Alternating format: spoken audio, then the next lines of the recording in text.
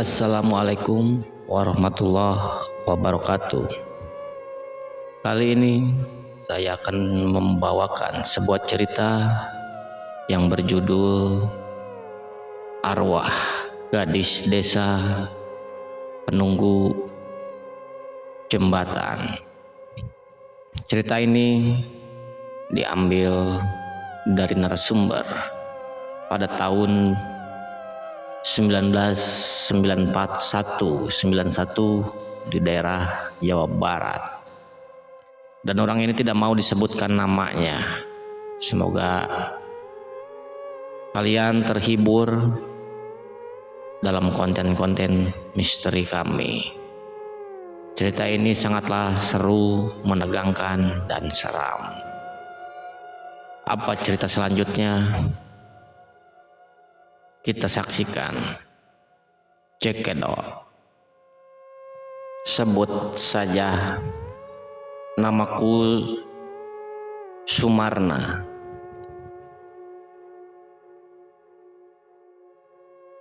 Aku berteman dengan Suminten dari kecil, dan berjanji akan saling menikah atau janji setia pada cinta monyet yang pada masa kecil kita. Dan saya pada saat itu pergi pada umur 12 tahun, disuruh berangkat ke pesantren oleh orang tuaku, dan aku tidak tahu kabar dari Sumirah tersebut. Gimana hati ini pun sebenarnya selalu bertanya-tanya, bagaimana kabar dia. Pada saat itu pun segerombolan kompeni dari Horilan menjajah desa tersebut. Namun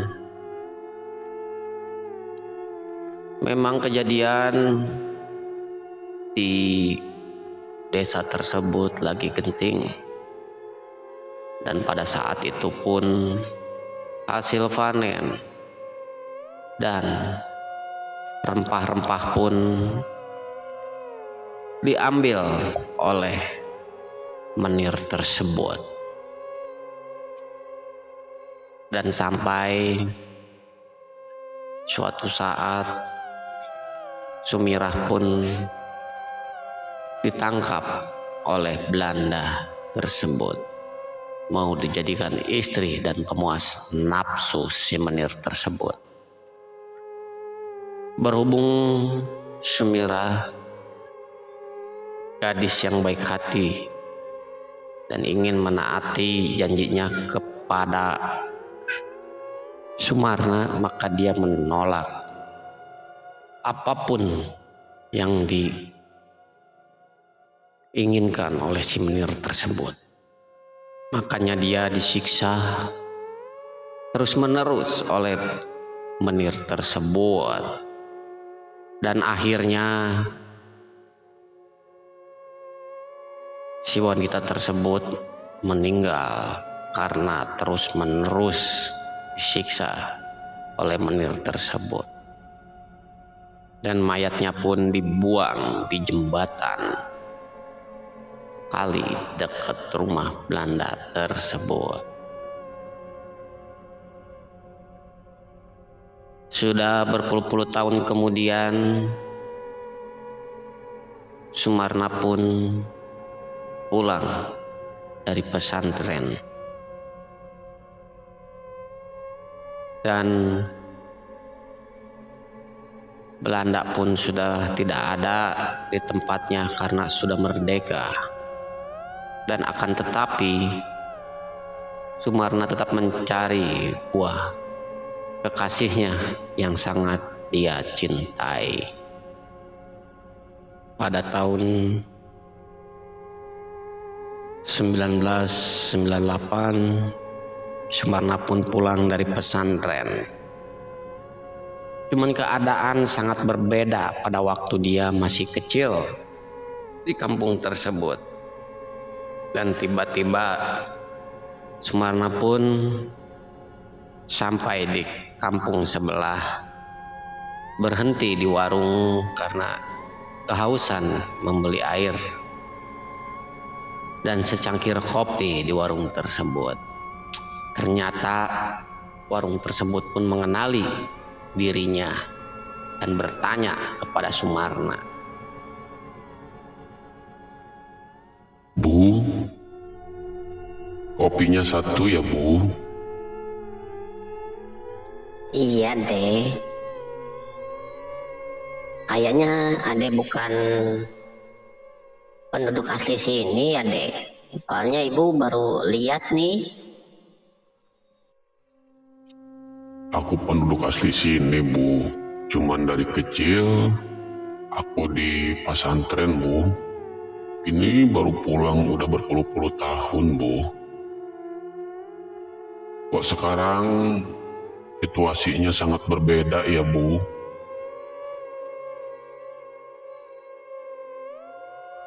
Iya deh, dulu kampung ini dijajah deh oleh para company dan sangat memprihatinkan. Dan alhamdulillah sekarang sudah merdeka deh. Cuman tinggal sisa-sisa peradaban dari masa lalu yang berada di sini deh. Iya kah, Bu? Oh, berarti pas saya pergi ya, Bu. Pada tahun itu, Iya deh. Dan banyak-banyak sekali penduduk-penduduk ini dibantai oleh para company tersebut. Dan gadis-gadisnya pun menjadi pemuas nafsu para company tersebut. Jadi begitulah, sangat menyedihkan kalau cerita tentang masa lalu deh. Ya sudahlah, itu hanyalah masa lalu. Yang penting kita berkah selamat aja ya deh. waduh, iya kah, Bu?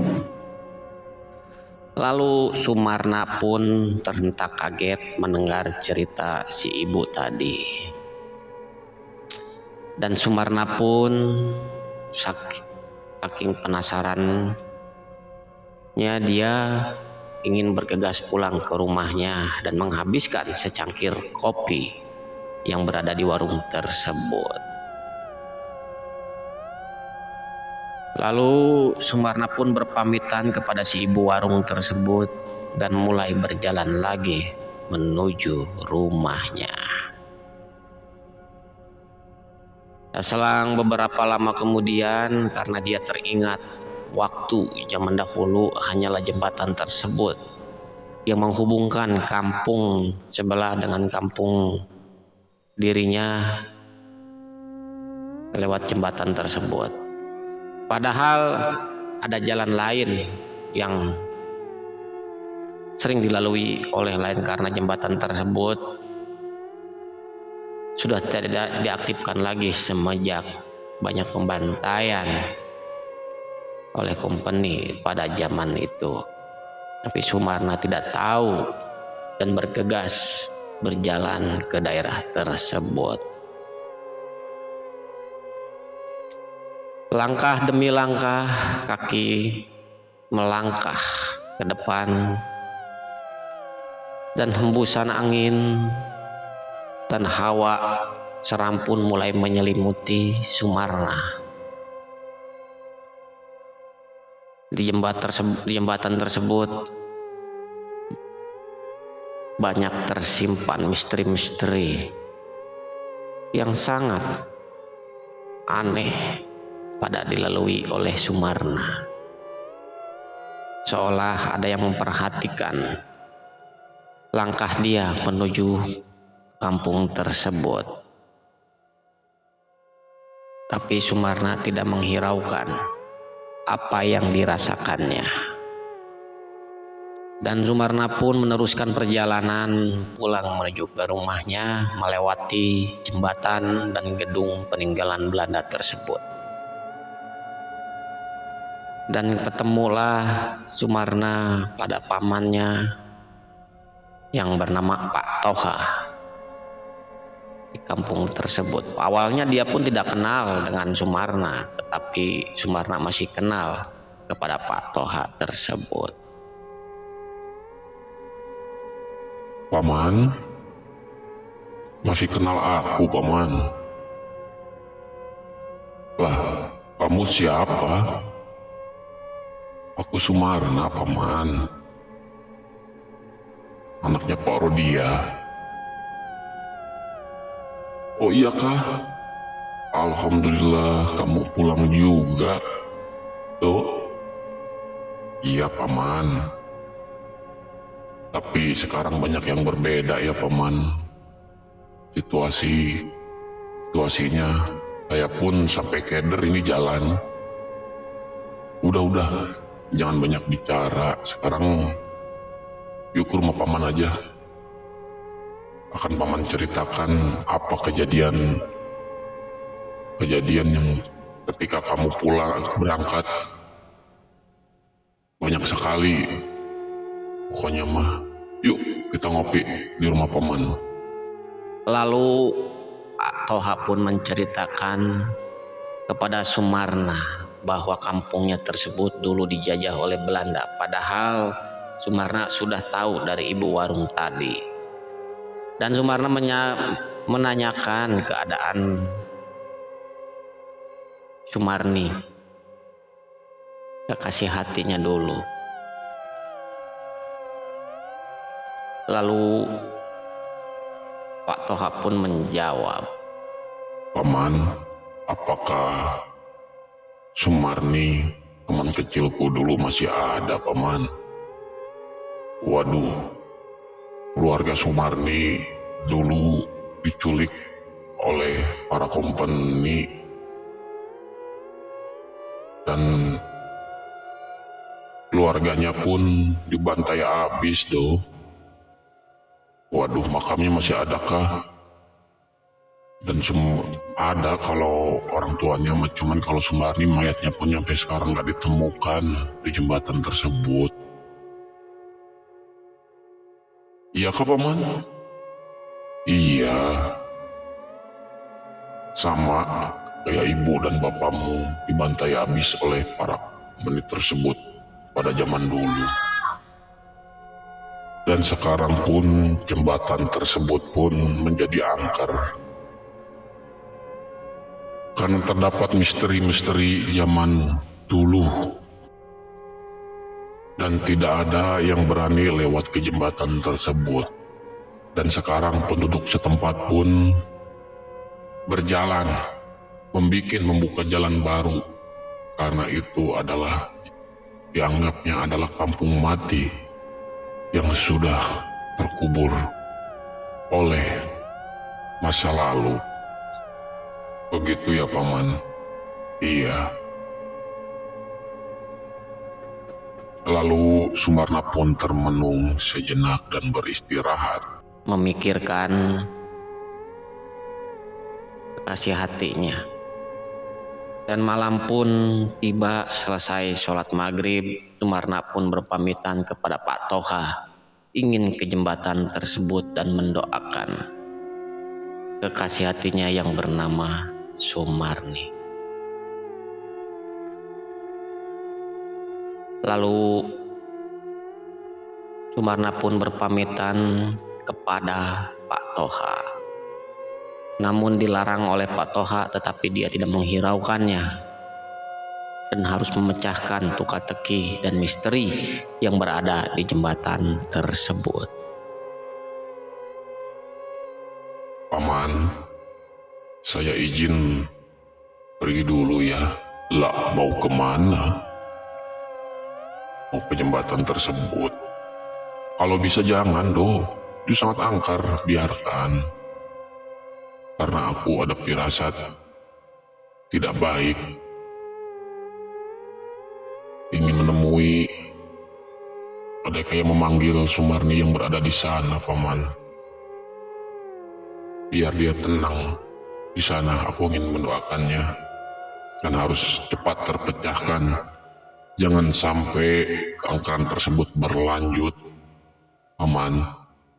Apa kamu yakin, Do? Insya Allah yakin, Paman. Singkat cerita, Sumarna pun pergi ke tempat tersebut. Lalu Sumarna pun menaiki jembatan tersebut sambil termenung dan melihat-lihat di sekitar. Dan tiba-tiba angin berhembus kencang seolah menyambut Sumarna yang ada di sana. Sebenarnya Sumarna pun kaget dibuatnya. Tetapi dengan keilmuan-keilmuan yang diajarkan oleh Pak Kiai dulu waktu di pesantren, dia sudah tidak kaget lagi. Dan muncullah sesosok wanita cantik yang berada di kali tersebut. Ternyata itu adalah Sumarni. Lalu dia bermediasi dan ngobrol sama Sumarni. Assalamualaikum Bilgoye. Waalaikumsalam. Apakah benar kamu Sumarni? Iya bang. Aku udah tahu dari Paman Toha. Sekarang kamu tenanglah di alam kamu. Jangan sampai mengganggu warga setempat lagi.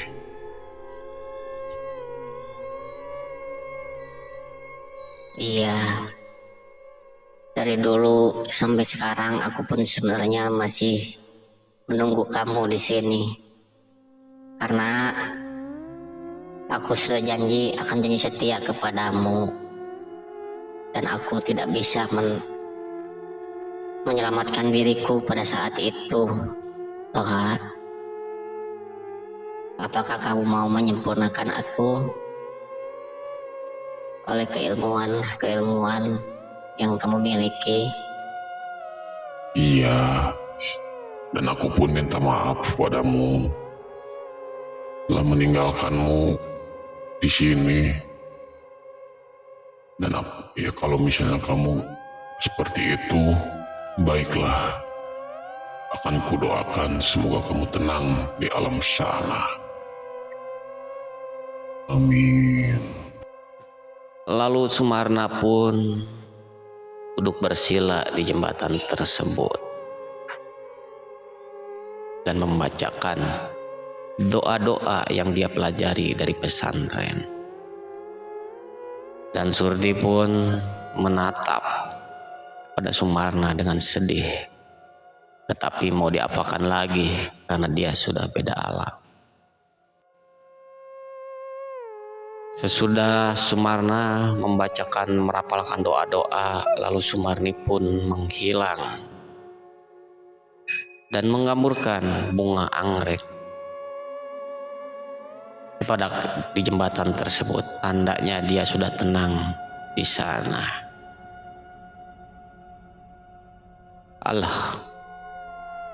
Alhamdulillahirabbil alamin. Semoga kamu tenang di sana, ya deh. Kamu sudah beda alam. Semoga dosa-dosa kamu diampuni oleh Allah Subhanahu wa Ta'ala. Dan tenang ya sana. Amin. Dan sesudah peristiwa tersebut, keangkeran-keangkeran yang dibicarakan oleh warga setempat sudah tidak ada lagi. Dan kampung pun kembali seperti beraktivitas. Tidak lagi ada makhluk-makhluk yang menyeramkan yang berada di kampung tersebut. Dan Sumarna pun sekarang mendirikan pesantren di kampung tersebut dan sudah berkembang kemana-mana. Begitulah akhir dari cerita ini. Semoga kalian suka dan terhibur. Kalau kalian suka dengan konten-konten kami, silahkan di like, di komen, dan di subscribe atau di share kepada teman-teman Anda, biar kami semangat bikin kontennya. Wahirul kalam, assalamualaikum warahmatullahi wabarakatuh. Sampurasun, rahayu, rahayu, bagya waluya, dan merdeka.